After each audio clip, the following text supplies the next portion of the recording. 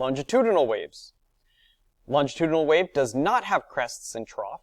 A longitudinal wave occurs when the particles carry the wave move parallel to the wave's propagation. This wave propagates to the right, and the particles are moving left and right, so this wave is a longitudinal wave. Before the wave propagated to the right, but the particles moved up and down, so that wave was transverse. A longitudinal wave has compressions and rarefactions instead of crests and troughs. A compression is the location where the particles are spaced close together. A rarefaction is the place where the particles are spaced far apart. A rarefaction can also be called an expansion. A solid can carry both transverse waves and longitudinal waves, but those waves would have different wave speeds. When an earthquake occurs, the earthquake creates two waves in the ground that propagate out from the earthquake's epicenter. One wave is called the P wave, or a pressure wave, which is the longitudinal because of the pressure, the compression and rarefaction. The other wave is called the S wave, or the shear wave, which is a transverse wave. Liquids and gases can only carry longitudinal waves, which is why the sounds we hear are all longitudinal waves.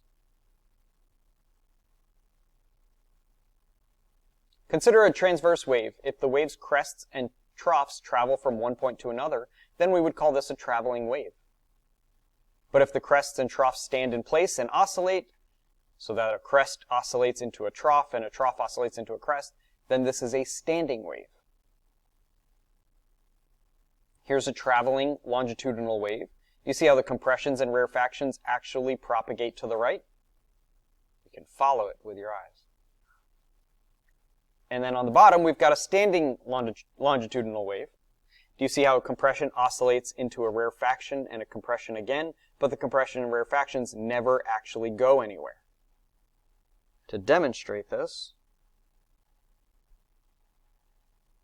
I'm going to find the maximum compression, which is here, and if you'll notice, that line is not going anywhere. On to mechanical versus electromagnetic waves. A mechanical wave is any wave that requires matter to propagate. An example, waves in water. The matter would be the molecules of water. Sound, the matter is the air, or whatever the sound is traveling through.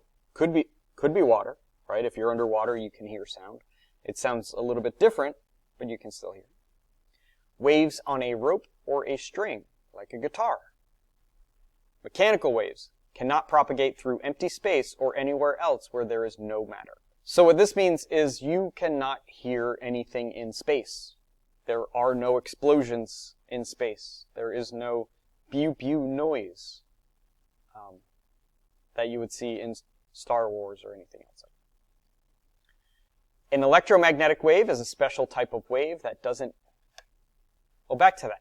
So, if you were on a spaceship and it exploded, do you think you'd hear the sound? You would, because in that case, the spaceship itself, the molecules that make up the spaceship, would provide the medium for the sound waves to propagate through. So that's how there could be sound in space. An electromagnetic wave is a special type of wave that doesn't need a medium to propagate. EMAG waves can travel through matter or empty space. Examples include radio waves, microwaves, infrared, visible light, ultraviolet light, X-rays, and gamma rays. In that order. In that order because this is the order of increasing frequency or decreasing wavelength. The longer wavelengths are the radio waves, and going all the way up through the gamma rays. Gamma rays are a very small wavelength, so a high frequency. All of these lights are light. We just can't see them. We can only see the visible light because our eyes are trash. All electromagnetic waves are transverse waves. All electromagnetic waves travel with the same speed, 3.0 times 10 to the 8th meters per second.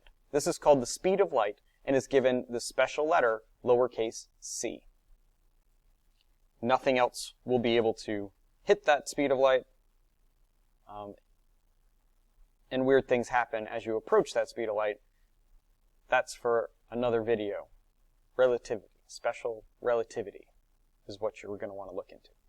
The lower left diagram shows an electromagnetic wave, which is actually two transverse waves. One is the electric field, and then perpendicular to that is the magnetic field. And they oscillate back and forth between each other. The lower right diagram shows a sound wave where the dots represent a single air molecule. See how sound is a longitudinal wave? These are all compressions. The darker spots are compressions, and the lighter areas are your rarefactions. We're only studying mechanical waves in this level of physics. Physics 2, you'll deal with light quite a bit more.